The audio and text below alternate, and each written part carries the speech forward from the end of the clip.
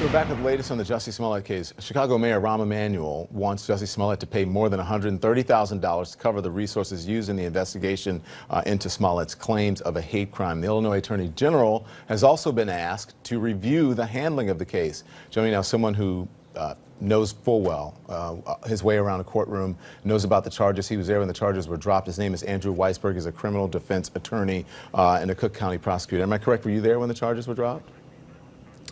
Yes, Don, Okay. Thank you. Good evening to you. Thank you so much. So let's talk about this. So what in the world is going on here? The Cook County State's Attorney issued a statement saying, this is Kim Fox, did not formally recuse herself from the Smollet case. Rather, she informally separated herself from the decision making. What does that mean? Well, that's confusing because my initial interpretation was that she recused herself and was going to completely stay out of the matter. And then apparently now she's back in, at least on the back end, discussing the case. So I was there at the time that this happened, just happened to be in the courtroom. And when I heard the decision to drop the charges, I was stunned and my jaw dropped. Why? Because you had never heard anything like it? Why?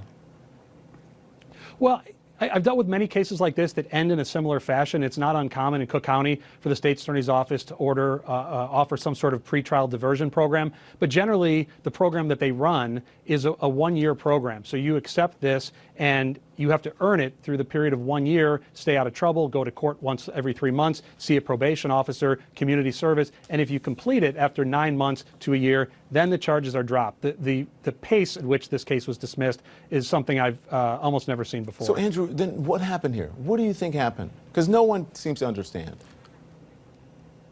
Well, and I don't know that I do either. I've been racking my brain trying to figure out how we got here. What really puzzles me is that the case was set initially for April 17th, and they decided to advance the case, run in early on March 26th or whatever the exact date was, and dismiss the case kind of quietly. So that raises some questions.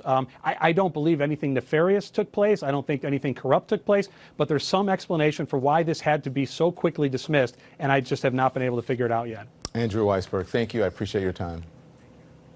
Anytime, Don. Thank you. The president